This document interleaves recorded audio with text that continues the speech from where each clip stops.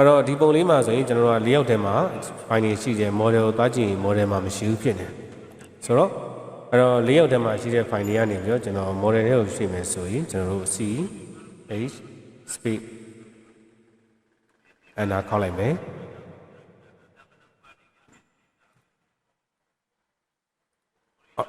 အဲ့ဒါခေါက်ပြီးလို့ရှိရင်ကျွန်တော် select ပေးရမယ်ပေါ့နော်အဲ့တော့ဒီထဲမှာရှိတဲ့ပုံတွေအကုန်လုံးကို select ပေးလိုက်ပြီးရင် speed check ပို့လိုက်ဒါဆိုရင်ကျွန်တော်တို့ရဲ့၄ယောက်တည်းကပုံက model တွေကိုရွေ့သွားပြီဒါပြင်ကျွန်တော်တို့ model ထဲမှာတပုံရပြီပေါ့နော် model ကိုတက်တက်ကလေးperfect ပေါ့နော်တက်လာပါလေးပြောင်းလဲသွားတာတွေ့ရလိမ့်မယ်အဲ့တော့ကျွန်တော်နောက်တစ်ခုထပ်ကြည့်အောင်နောက်တစ်ခုကျွန်တော်တို့10002ပေါ့နော်ထပ်ဖွင့်လိုက်ဒါဆိုရင်ဒီမှာတက်ကလေးတွေဖွင့်လာတယ်ဒါ001 002 002ဆိုရင်ကျွန်တော်တို့ရဲ့ဒီထဲမှာ drawing ၄ယောက်တွေပေါ့နော်ဒါဆိုရင်ကျွန်တော်တို့ drawing list ပေါ့နော် REVIT file တွေထုတ်ထားတယ်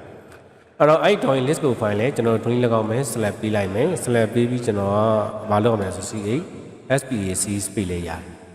အဲ့တော့ select ပေးပြီးတော့ C space အနာခေါက်လဲရတယ်အဲ့ဒါဆိုရင်ကျွန်တော် model တွေကိုသွားကြည့်လိုက်ပြီဆိုရင်ကျွန်တော်တို့ရဲ့ဒီ model မှာတက်ခဲရအဲ့တော့ကျွန်တော်ဒါလေးကို control C နဲ့ copy ကူးလိုက်မယ်ပြီးလို့ချင်းဒီ model ထဲမှာဘေးနားမှာလာပြီးတော့ control V ဆိုပြီးတော့ဘေးနားလေးမှာလာချအောင် so great အဲ့ဒါဆိုရင်ကျွန်တော်တို့ notify ပါနော် notify ဆိုတော့003ပေါ့ okay 003ကတော့ကျွန်တော်တို့ REVIT file တွေကနေပြီးတော့ကျွန်တော်တို့ 3D view တွေပေါ့နော်အဲ့တော့ဒီထဲမှာ model ထဲမှာသွားကြည့်မယ်ဆိုရင် model ထဲမှာ REVIT file တွေကိုပြန်ကျဲနေဟိုတစ်ခုဖြစ်ပြီးရောက်နေတာပေါ့နော်ကျွန်တော်၄ယောက်ထဲမှာလာကြည့်ရင်တော့တက်ခက်လေးနဲ့၄ပုံလေးဆွဲပြီးတော့စုထားတယ် so အဲ့ဒါလေးခုကိုကျွန်တော်တို့ model တွေကိုထည့်ချင်တယ်ဆိုရင် select C8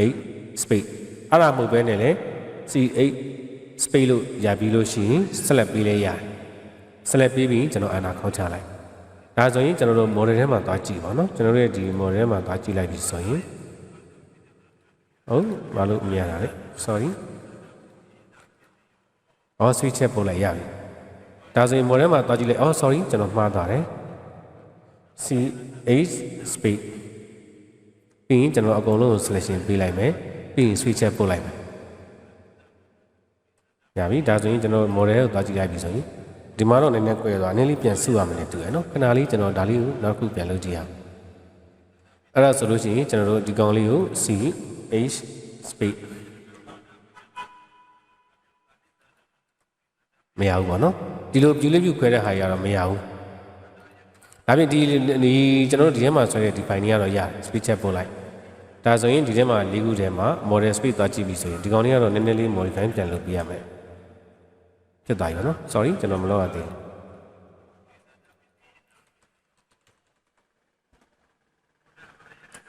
okay ဒါဆိုရင် space ပို့တာလည်း model ရောက်သွားပြီအဲ့တော့မှဒီထဲမှာနည်းနည်းလေးကောက်ကို adjust ပြန်ညှိပါနော်ဟိုမိပြတ်သွားပြီကောက်ကို adjust ပြန်ညှိဒီမှာတော့ကျွန်တော်တို့ညှိတာမပြတော့ကောက်ကိုပဲပြန်ညှိပါနော်ကိုရောက်မှပဲကျွန်တော်ပြန်ညှိတော့မယ်ဒါလေးကို copy ကူးပြီးတော့ဒီမှာလာစီထားလိုက် control V ပေါ့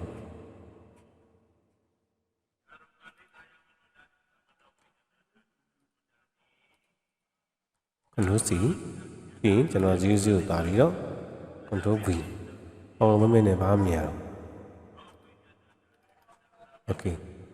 အဲ့တော့ကျွန်တော်ဒီပုံကြီးကတော့အရင်ကြည့်နေပါတော့ကြည့်ရင်ကျွန်တော်တို့ scale နည်းနည်းပြန်သေးလို့ရတယ်ဒါလေးကိုတော့ကျွန်တော်တို့ SC ပါနော် click ချက်နေပြီးတော့နည်းနည်းလေးအချက်ပြန်နေရမယ်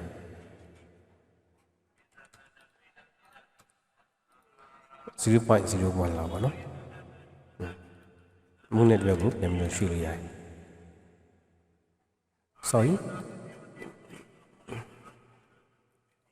okay အကယ်၍ကျွန်တော်ဒီပေါင်ကိုကျွန်တော်တို့ဒီဟာနဲ့ scale guide ရွှေ့နေဆိုလည်းရတယ်ပါနော် scale ကိုဒီပေါင် scale ချင်း exactly တူနေဆိုလည်းရတယ်အဲ့ကြရင်ကျွန်တော်တို့ဘယ်လိုရွှေ့ရမလဲဆိုရင်ဒါကိုကျွန်တော် select SC space check ပို့ပြီးရင်ကျွန်တော် base point ကောက်လိုက်ပါနော်ပြီးရင်ကျွန်တော် base point ကောက်ပြီးပါရင် reference ယူလိုက်မယ်ဒီဘက်အစနဲ့ဒီဘက်အဆုံးကိုယူပြီးတော့ဒီဘက်အဆုံးနဲ့တခါတည်း terminal ကို seek ပေးလိုက်ပါနော်ဒါဆိုလို့ရှိရင်ကျွန်တော်တို့ရဲ့ဒီ layer ကတန်းနဲ့ easily ဖြစ်သွားတယ်ဒါတော့ Autocad သမားတိုင်းသိရပါနော်အဲ့ဒီစင်ကိုကျွန်တော်ကြော်လိုက်တော့နော်ဒါဆိုရင်နောက်ဆုံးတစ်ဖိုင်တစ်ခုလုပ်ပြမယ်ပါနော်အဲ့ဒါက101 okay ဒါဆိုရင်ကျွန်တော်ဒီမှာ plan ပုံနှစ်ပုံရှိတယ် C H space okay ကျွန်တော်တို့အကုန်လုံးကို selection ပေးလိုက်မယ်ပြီးရင် switch check ပို့လိုက်ဒါဆိုရင်ကျွန်တော်ဒီ၄ယောက်ကြီးက model ထဲကိုကျွန်တော်sorry switch check ပို့လိုက်မယ်၄ယောက်ကြီးက model ရောက်သွားပြီပေါ့နော် so great selection ယူမယ် control C ယူမယ်ကျွန်တော်တို့ဒီပုံထဲမှာလာပြီးတော့ control V ဆိုပြီးလာချမယ်အဲ့မှာကျွန်တော်ကပြဿနာပဲဘာပြဿနာလဲဆိုကျွန်တော်ချင်းမဲ့ပုံကြီးအကြီးကြီးအဲ့တော့ကျွန်တော်တို့ဒီ dimension လေးကိုဆက်ပြန်ကြည့်ပါနော်ဒါကိုကြည့်တဲ့အခါကျဒါဘယ်လောက်ရှိလဲပေါ့3 mil 6မှာပဲရှိတယ်အဲ့လို scale နဲ့ပြန်ယူမယ်ဆိုရင်သူ့ကိုကျွန်တော် scale ပြန်ကိုင်း selection B ပြီးရင် SC switch check ဖို့ click R switch check ဖို့ click 3.5 ဒါဆိုရင်ကျွန်တော်လူချင်းတဲ့ scale တိုင်း quality ဖြစ်သွားတယ် okay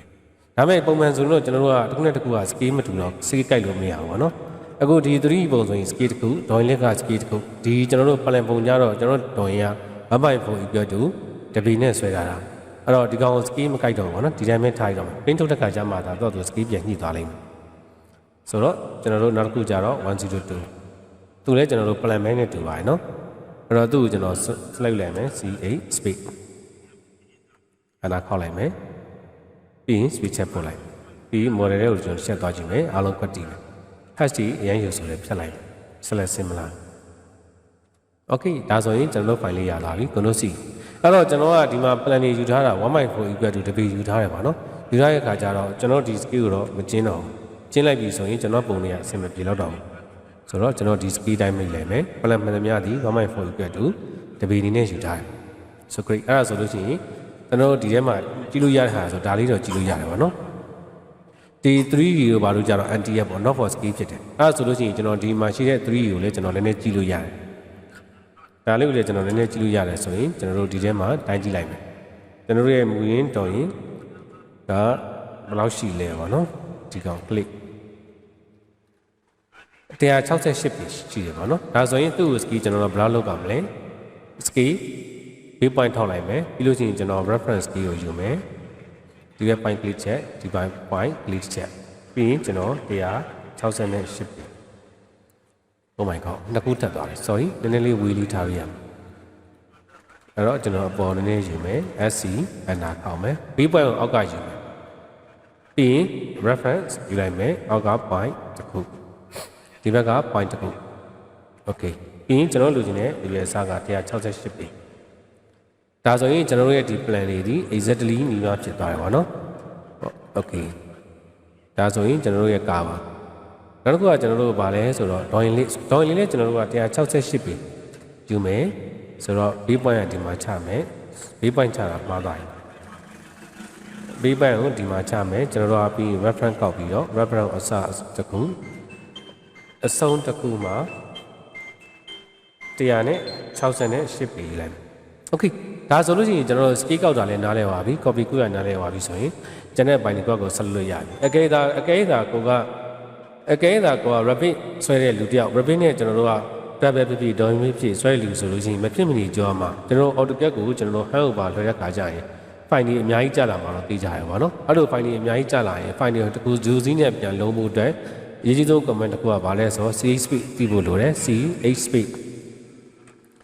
ch speed တည်ဖို့လိုတယ်နောက်တစ်ခုကြတော့ကျွန်တော်ဘာတစ်ခုတည်ဖို့လိုလဲဆိုတော့ scale တည်ဖို့လိုတယ်ပေါ့နော် scale ဆိုရင်ဘယ် object ကိုကြီးမှာလဲဘယ် object ကိုသိမှာလဲကျွန်တော်ဆိုလို့ရှိရင်တော့ plan ပုံတွေကိုအတည်ထားလိုက်တယ် plan ပုံတွေကိုကျွန်တော်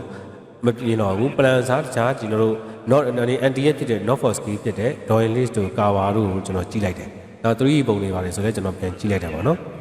အားလုံးခုနကကျေးဇူးအများကြီးတင်တယ်ပေါ့နော်ဒီလိုပိုင်းအဓိကအကြောင်းကတော့ကျွန်တော်စီရတချို့ကျောင်းသားတွေကအဲ့လိုမျိုး AutoCAD file လေးကိုတစုတစည်းချင်းပြောင်းတဲ့အခါမှာတစ်ပြီးတော့